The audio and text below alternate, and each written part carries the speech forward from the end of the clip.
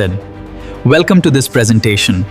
Please remember that this video is strictly for informational and educational purposes only. कभी सोचा है कि निराशा इतनी गहरी भी हो सकती है कि वो एक शारीरिक बीमारी बन जाए? आज हम एक ऐसे केस को बहुत करीब से देखने वाले हैं और समझेंगे कि कैसे होम्योपैथी की एक दवा एक्टिया रेसिमोसा ने उम्मीद की एक नई किरण जगाई। तो चलिए इस कहानी में उतरते हैं। डॉक्टर, मैंने सारी उम्मीद खो दी है। मुझे लगता है अब कुछ नहीं हो सकता। ये सिर्फ शब्द नहीं है, ये सीधे उस महिला के दिल से निकली आवाज है जिनकी कहानी हम आज जानेंगे। सिर्फ एक वाक्य और हमें उनकी गहरी नाउम्मीदी का पूरा अंदाजा हो जाता है ना? तो ये केस है एक 30 साल की महिला का और उनकी सबसे बड़ी चुनौती थी इनफर्टिलिटी, यानी मां न बन पाने का एक बहुत मुश्किल संघर्ष। जरा उनकी हालत को समझिए।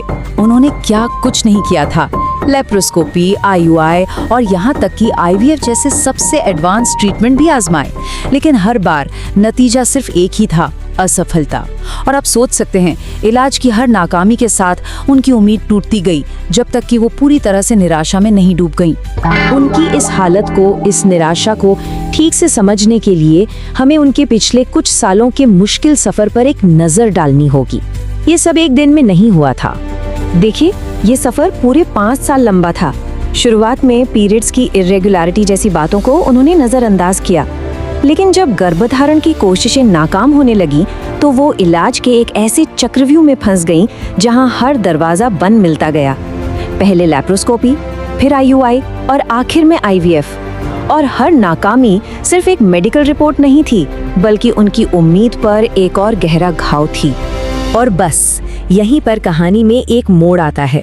जब सारे फिजिकल ट्रीटमेंट काम नहीं करते, तब होम्योपैथिक अप्रोच की कहानी शुरू होती है, जो मरीज के मानसिक और भावनात्मक अनुभव पर बहुत गहराई से ध्यान देती है। ये एक बहुत जरूरी सवाल है ना? जब शरीर पर किए गए इलाज काम नहीं करते, तो हमें मन की आवाज सुननी पड़ती है, और यहीं से इस केस की असली कहानी शुरू होती है। होम्योपैथी में ना एक बड़ा ही दिलचस्प कॉन्सेप्ट है जिसे कीनोट सिम्टम कहते हैं। ये एक अनोखे सुराग की तरह होता है, एक खास एहसास या कोई अजीब सी बात जो मरीज बताता है, और वो सुराग डॉक्टर को सीधे सही दवा तक ले जाता है।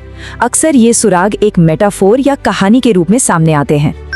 और इस केस में मरीज ने अपनी मानसिक हालत को बताने के लिए एक बहुत ही पावरफुल मेटाफोर का इस्तेमाल किया। उन्होंने अपनी भावना को कुछ इस तरह बताया, ऐसा लगता है जैसे एक काले बादल ने मुझे पूरी तरह से घेर लिया है।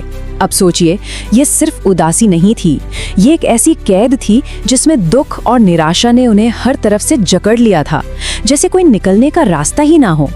तो इस काले बादल का असली मतलब था पूरी तरह लाचारी की भावना, ये महसूस होना कि जिंदगी में अब कुछ नहीं बचा, कोई राहत नहीं मिल सकती, और वो इस हालत में हमेशा के लिए फंस गई हैं, एक पिंजरे की तरह। और फिर आया एक और कीनोट सिम्टम जो सुनने में शायद बहुत अजीब लगे, कुर्सी के नीचे दौड़ते चूहे। हाँ, सुनने में अजीब है, लेकिन होम्योपैथी में ऐसे ही अजीब लगने वाले एहसास अक्सर सबसे कीमती सुराग होते हैं। तो इस चूहे वाली बात का मतलब क्या था? देखिए, ऐसे समझिए, हर चूहा एक छोटी छोटी परेशानी थी। कभी पीरियड्स की समस्या, कभी एक इलाज का फेल होना। अब 1-2 चूहे से शायद कोई न डरे, लेकिन जब दर्जनों चूहे आपकी कुर्सी के नीचे भागने लगे तो आपकी पूरी दुनिया हिल जाती है ना? बस यही उनकी हालत थी। छोटी छोटी समस्याओं ने मिलकर उनकी जिंदगी में उथल पुथल मचा दी थी। बस इन्हीं शक्तिशाली मानसिक लक्षणों ने डॉक्टर को सही दवा की तरफ सीधा रास्ता दिखाया। चलिए देखते हैं कैसे। और यहाँ आकर सब कुछ एकदम साफ हो जाता है।